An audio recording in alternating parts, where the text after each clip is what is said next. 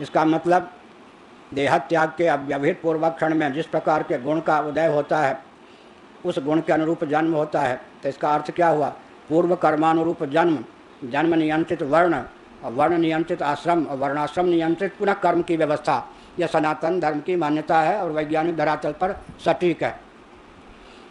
चातुर्वर्ण्यम मया सृष्टम गुण कर्म विभाग से पूर्व कर्मानुरूप जन्म होता है। ये तो मानना ही पड़ेगा, हम लोग देहात्मवादी तो है नहीं। उसमें भी देहत्याग के अव्यवहित पूर्वक क्षण में जैसा चिंतन बन जाए, कर्मानुरूप भाव चिंतन हो जाए, तदनुरूप शरीर मिलता है। तो सनातन धर्म को एक वाक्य में समझना हो तो पूर्व कर्मानुरूप जन्म। अब जन्म के अनुरूप वर्ण मनुष्य शरीर में जन्म हुआ, लेकिन ब्राह्मण संज्ञा, क्षत्रिय संज्ञा, वैश्य संज्ञा, शुद्ध संज्ञा वो क्या है? जन्म के द्वारा नियंत्रित है। जन्म के द्वारा नियंत्रित वर्ण और वर्ण के द्वारा नियंत्रित आश्रम। ब्राह्मण हैं तो चारों आश्रमों में अधिकृत, ताकि शिक्षा, न्याय, चिंतन, ज्ञान विज्ञान की परंपरा में त्रुटि ना आवे। अनुसंधानकर्ता ब्राह्मण होते हैं, चारों आश्रमों में अधिकृत नहीं होंगे तो पूरा जीवन निवृत्ति परायण नहीं होगा। ब्रह्मचर्य आश्रम निवृत्ति परायण है, वहाँ भोगराग नहीं है जब तक गुरुकुल में है। वानप्रस्थ आश्रम में भोगराग नहीं है, संन्यास आश्रम में भोगराग नहीं है, गृहस्थाश्रम में भी संयम की पराकाष्ठा है। तो ब्राह्मण चारों आश्रमों में अधिकृत, ताकि शिक्षा, न्याय, ज्ञान विज्ञान की परंपरा में कोई कमी ना आ पावे। क्षत्रिय अगर सन्यासी होंगे तो रक्षा की व्यवस्था चरमरा जाएगी, इसलिए क्षत्रियों को कहा कि 3 आश्रम तक सीमित रहिए, वानप्रस्थ पर्यंत। वैश्यों से कहा गया कि 2 आश्रम तक सीमित रखिए, गृहस्थाश्रम पर्यंत, क्योंकि आपके ऊपर कृषि गौरक्ष वाणिज्य का दायित्व है।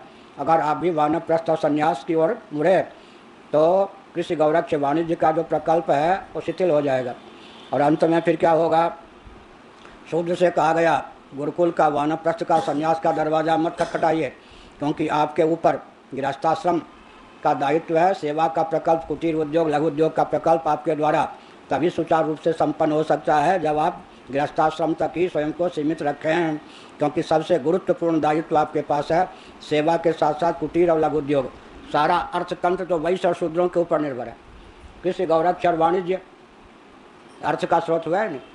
और उधर कुटीर उद्योग, लघु उद्योग जितना है वो, और युद्ध को ले लें तो क्षत्रिय ब्राह्मणों के पास तो अर्थ का स्रोत ही नहीं रखा गया, क्यों? अर्थ की ओर ज़्यादा ध्यान देंगे तो आपका ब्राह्मणत्व विलुप्त हो जाएगा। शिलोंश वृत्ति है, भिक्षावृत्ति है, और यज्ञ दान तप करना आपका धर्म है। यज्ञ कराना, दान देना, यज्ञ करना, दान देना और तप करना।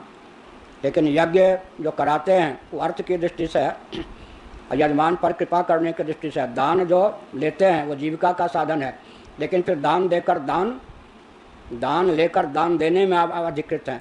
दान में प्राप्त हुई सारी सामग्री का उपभोक्ता आप नहीं हो सकते।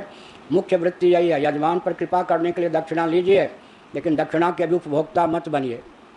कहाँ लिखा है? महाभारत।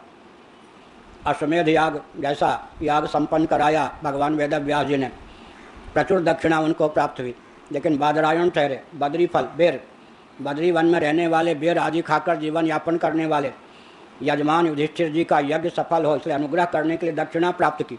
बहुत ऊंची बात। और कुंती के पास गए, बेटी तुम ये ले लो, मैं तो कंद मूल फल खा के रहने वाला हूँ, मैं क्या करूँ?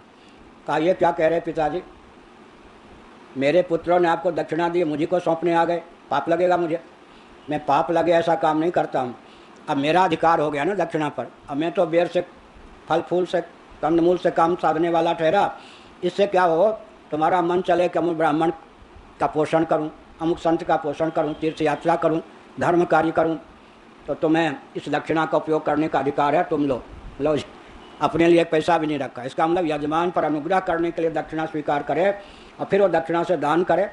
तो इसका अर्थ क्या हुआ? हमने संकेत किया कि अगर शूद्र महानुभाव भी वानप्रस्थ, ब्रह्मचर्य, गुरुकुल और क्या है संन्यास का दरवाज़ा खटखटाएंगे तो सेवा का दायित्व और कुटीर उद्योग, लघु उद्योग का दायित्व का निर्वाह नहीं कर सकेंगे। उनके ऊपर गुरुतर दायित्व है। अब रह गई बात कला। विद्या और कला 2 भेद हैं। कला जो है वो परंपरा प्राप्त, पूर्वजों से परंपरा प्राप्त है। कला के लिए भी विश्वविद्यालय या डिग्री डिप्लोमा की जरूरत नहीं होती। वंश परंपरा से कला, कुटीर उद्योग, लघु उद्योग की प्राप्ति ही है। और अगर किंचित कमी है तो विशेषज्ञ से उसकी जानकारी ले लेनी चाहिए। तो यहाँ पर यही कहा गया कि शास्त्रीय दृष्टि से भी यहाँ पर अधिकार की मीमांसा है। लौकिक दृष्टि से समर्थ होने पर भी शास्त्रीय दृष्टि से समर्थ अगर नहीं है तो अमुक कर्म में व्यक्ति अधिकृत नहीं माना जाता। लौकिक